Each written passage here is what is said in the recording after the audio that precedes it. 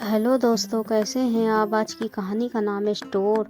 माँ आइए ना अंदर। रश्मि कहाँ हो। माँ आ गई। माँ आप बैठिए ना, कहते हुए आकाश ने माँ को सोफे पर बिठाया और खुद उनके बगल में बैठ गया। तभी रश्मि कमरे से आई, बड़े अनमने ढंग से पाँव छूकर बोल पड़ी, माँ कैसी हैं आप। बाबूजी कैसे हैं। ठीक हूँ बहू, बाबूजी भी ठीक हैं।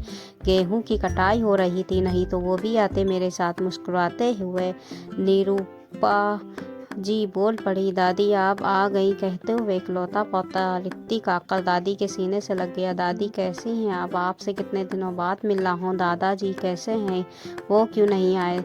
दादी गांव में सब कैसे हैं। जाने कितने सवाल पूछ बैठा ऋतिक।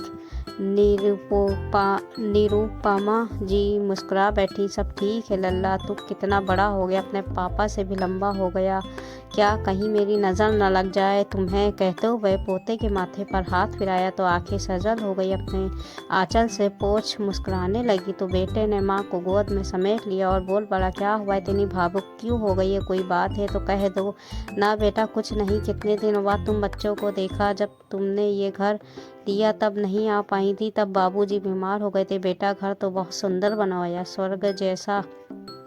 हाँ माँ जी, सुंदर बना तो पैसे भी तो कितने खर्च करने पड़े आपके बेटे को, और तो कहीं से मदद मिली नहीं। सास की बात का जवाब देते हुए रश्मि की बातों में ऐसा जहर बुझा तीर था जिसने तुरंत असर दिखाया। माँ बेटे दोनों शांत हो गए, जैसे आरोप दोनों पर लगा हो। माँ बाप को आप लोगों ने तो मदद नहीं की, और बेटे पर की तुम्हारे माँ बाप ने मदद नहीं की।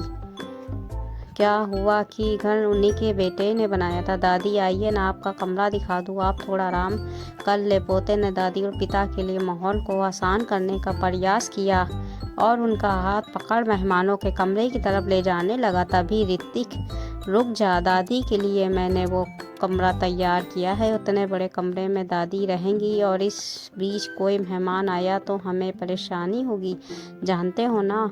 मम्मा जी आने वाले हैं। कहते हुए एक छोटे से कमरे की तरफ मामा जी आने वाले हैं कहते हुए एक छोटे से कमरे की तरफ इशारा किया। ऋतिक ने माँ को ऐसे देखा जैसे पूछ रहा हो, माँ क्या कह रही हो आप। ऋतिक कुछ कहता उससे पहले आकाश बोल पड़ा, क्या कह रही हो तुम रश्मि, माँ स्टोर में रहेगी, दिमाग खराब है क्या तुम्हारा। अरे आकाश, ऐसे क्यों बोल रहे हो। स्टोर कहने को तो स्टोर है, एक दो सामान ही तो हैं स्टोर में, जाकर देखो, मैंने अच्छे से बिस्तर लगवा दिया। ऐसा क्या कर दिया कि तुम इतना बिगड़ रहे हो रश्मि। अभी कुछ आकाश कहता तभी ऋतिक बोल पड़ा, रहने दीजिए ना पापा, ये तो अच्छी बात है, दादी स्टोर ही में रहेगी, मेरे लिए तो आसान होगा। जब मेरा घर होगा और मम्मा आएगी तो मुझे चिंता नहीं होगी, ये भी मेरे घर के स्टोर में रह लेगी। क्यों मम्मी बताइए, आपको तो परेशानी नहीं होगी ना, आप रह लोगी ना स्टोर में। बेटे के मुंह से अपने लिए ये बात सुनकर रश्मि के होश उड़ गए। कभी नहीं सोचा था बेटा इतनी बड़ी बात कह देगा। ऐसा लग रहा जैसे सामने बेटे ने आईना रख दिया जिसमें वो अपना विकृत चेहरा देख रही थी, और देख रही है उसी दर्पण में अपने कुरूप भविष्य का प्रतिबिंब, जो आज के किए कर्म का ही प्रतिछाया था। वह ऐसी निराश होकर सोफे पे बैठ गई जैसे मुर्दा हो। क्या सही क्या गलत समझ नहीं आ रहा था। तभी निरूपा जी ने उसके कंधे पर अपने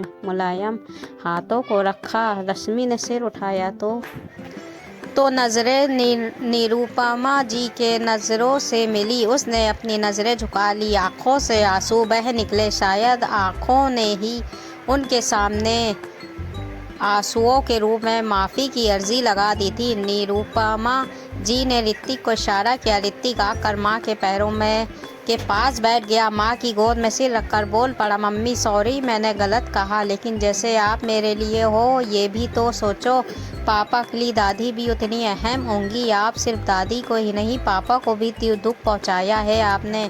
उनके बेटे ने ये घर बनाया है तो सबसे पहला हक तो उनका है ना माँ।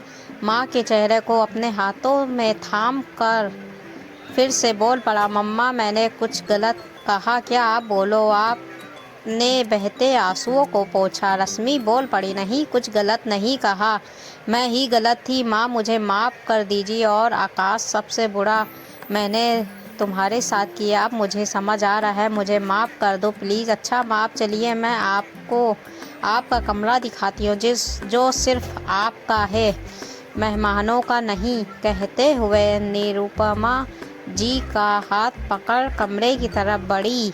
आकाश चुपचाप शांत होकर ऋतिक को देख रहा था। जब नज़रें मिली तो ऋतिक मुस्कुरा उठा। आकाश ने खींचकर उसे सीने से लगा लिया। आज बेटे ने एक बेटे को अपनी माँ के सामने शर्मिंदा होने से बचा लिया। आपको ये कहानी कैसी लगी? कहानी अच्छी लगी हो तो कहानी को लाइक करके सब्सक्राइब कर दीजिएगा। ऐसे ही हम आपके लिए मज़ेदार कहानी लाते रहेंगे। अब हमको इजाज़त दीजिए, कल फिर हाजिर होंगे एक नई हिंदी कहानियाँ के साथ। तब तक के अपना ख्याल रखिएगा, दुआओं में याद रखिएगा। अल्लाह हाफिज़।